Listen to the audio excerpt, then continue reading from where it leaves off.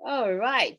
Hi, everybody. Lisa Dublin here. Another Basement Chronicles Live, but this time I've got a guest, and I've got a very special guest, Shona Catlin. Shona will be presenting at the To All the Girls Conference, which is happening on the 30th and the 31st of October, 2021. It's the second time that we're having To All the Girls, this virtual conference, and I don't want you to miss it. Shona is an expert with the things of finance are concerned, and we know that that is always a sticking point for people. We need to get that part of our lives right to get unstuck, right, Shona? We do. Yes, it's true. Yes, for sure. So I really am so happy that you've agreed to present at To All the Girls virtual conference on the 30th and 31st. And I wanted to just introduce my audience to you. I know you do have a wide following already, and I'm honored that you've agreed to present. So can we begin by, the obvious question? Tell us a bit about yourself. Thanks for having me. I'm Shona. I am a stay-at-home mom and serial entrepreneur. And in my spare time, I love to talk about finances and getting financial independence. A little bit of backstory about me. I was born in Canada. My parents are Caribbean immigrants. And then I was raised in the States. But subsequently, I reached financial independence and I retired and I came back to Barbados, where my mom is from. Wow, retired. You don't look very old. I mean, you don't. I know. You don't. That ties into my financial philosophy, which is called FIRE. I'm an advocate. I'm a big supporter of the FIRE movement. For anybody who doesn't know what FIRE is, it stands for financial independence, retire early, or some people say work optional if you don't want to officially retire. So I reached FIRE through real estate in Pittsburgh, which is in the US, about 4 or 5 years ago. But then I got bored, so I started other businesses. So that's how I became a serial entrepreneur. Oh, wow. Okay, so your real estate business led to the freedom to be able to do other businesses. Yep. Right. Oh, lovely. So let me just ask you about that before we go into our other questions, Shona. So you know how was it possible to repeat the real estate miracle in the Caribbean, in Barbados? Well, right now I'm currently doing a redevelopment project in Barbados. It is a boutique hotel. It's called Paradise Point. It's on Instagram. And I'm gonna see if it's possible to repeat that. I do long-term and student housing in America, but that's not gonna be profitable in Barbados or in the Caribbean as a general, because in the Caribbean, your cost to purchase tends to be higher than it is in the States, but then your rent is significantly less than what you would get in the States. That's called a price to rent ratio, not to get fancy on you guys. So the only way to make real estate profitable in the States is by doing short-term rentals.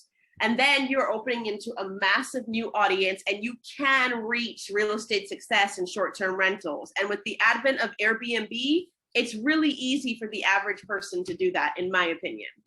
Okay. All right, great. All right. So let's talk about that question I told you I always ask all financial gurus. Everybody always talks about saving. And obviously we're jumping a little bit, Shona, because we want to leave some stuff for people to hear about in the conference, to come and not just be informed, to get techniques and strategies for how to get financial independence. The question that I always ask financial gurus is this: everybody talks about saving. How do you save money and keep it saved? Or is that a thing? Well, the first thing I want to ask you is, compared to 10 years ago, are you making more money now than you were 10 years ago? Definitely. Yeah. Have your expenses increased in the 10 years? Oh, I know where you're going with that. Yes, that too. Yeah, so that's called lifestyle creep. And that is what I think is the killer of people's income and inability to save money. It's that, back in the day, you used to be able to do without certain things, but then all of a sudden you start making money and those things that were wants back in the day now become needs. And the reality is that they're really not needs. You do not need to have a luxury car. It's not needed. You don't need to have a McMansion. It's not needed. And these wants that you internalize as needs, they fuel this living beyond your means situation, which then gets people in debt. And when you have debt, it's hard to save money because all of your money is going to servicing debt. So my biggest advice for people would be to avoid lifestyle creep, try and live significantly below your means so that you're able to save money and invest money. Because once you start crossing over from servicing debt to investing, you reach a whole new playing field. Okay, wonderful. And I'm pretty sure you're going to talk a lot more about moving from that level, from debt, just servicing to investing at the conference.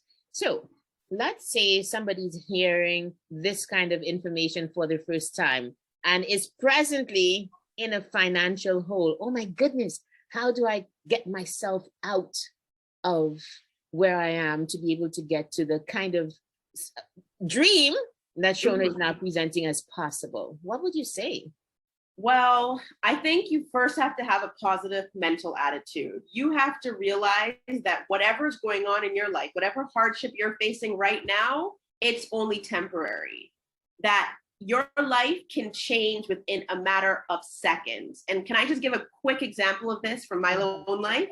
Go ahead. All right. So back in 2008, 2010, I decided to drop out of med school and become an architect. And then I graduated in the housing market crash. Now, if anybody else has Caribbean parents, you know that you have to become a doctor, lawyer, or engineer. There's no other options in a Caribbean household. So when I dropped out of med school, my mom lit into me. She was like, you're gonna be poor, you're not gonna be able to live. How can you be an artist? This makes no sense. And then I graduated in the housing market crash and I could not find a job. Like nobody was hiring. I ended up working for like $9 US an hour for my architecture professor. And I was making $9 US an hour working in a bio lab in college. So I was making $10 an hour. So I actually graduated and made less money than when I was in the medical profession, not even a graduate yet. And I felt like, oh my gosh, my mom is right. Like, this is horrible. I can't find a job. Like, how do I break it to her? And this honestly was a launching point for my success because I was making so little money, because there were no employment potentials out there for me because of the market situation. I was able to capitalize on the fact that the housing market had crashed. And because I was so young, I was able to say, you know what, I will take a risk. I will go out there and I will buy a cheap house because they're cheap right now.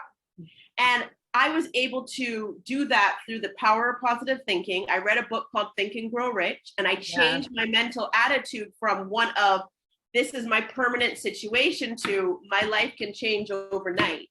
And then I flashed forward 5 years ago, and I'm 5 years from that point, and then I'm retired. Wow. So my life changed from being broke and unemployed or underemployed to being retired from real estate in 5 years time frame. Wow. Okay. You know what? That was our teaser, because everybody, and that is the question I'm pretty sure that you're going to help our audience to answer, at the conference. Like, how do you do it? So you said you started with the power of positive thinking. I love that book, by the way, Think and Grow Rich. Is that Napoleon Hill? Yes, that is Napoleon Hill. Yeah, for sure. So we're going to stop here because I don't want to take up too much of your time. We're already late to the interview and I apologize. And also, I'd love for our audience to come and hear you, because that is such real value, particularly in this time. And you just seem like if anybody can just go follow you on Instagram and can see the kinds of things that you post, you seem very focused on this and really crushing it. So thank you for agreeing to be at To All the Goods. And we're really looking forward to hearing from you. Yes, for sure. Oh my goodness, this has been great. I am looking forward to hosting you at the conference. So that's this year, Shona. And as I was telling you, next year, To All the Goods. Lucia. Yes, we're going to give me St. Lucia. Would you believe, you guys, she hasn't been to St. Lucia. So this will be her first time in 2022, God willing. And we're definitely going to have a blast. So, but see you, first of all, 30th and 31st. We're going to release the schedules for each day pretty soon.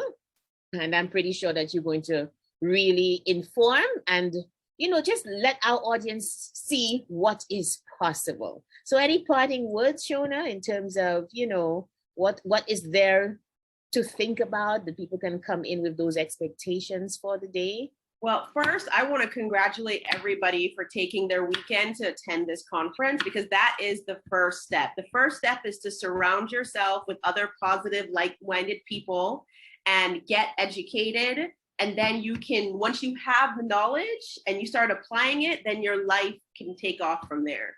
For sure. So I look forward to meeting everybody. Definitely. I'm looking forward to hosting you. So thank you, Shona. Thank you for taking the time to do this interview. Bye. Bye. See ya. Bye.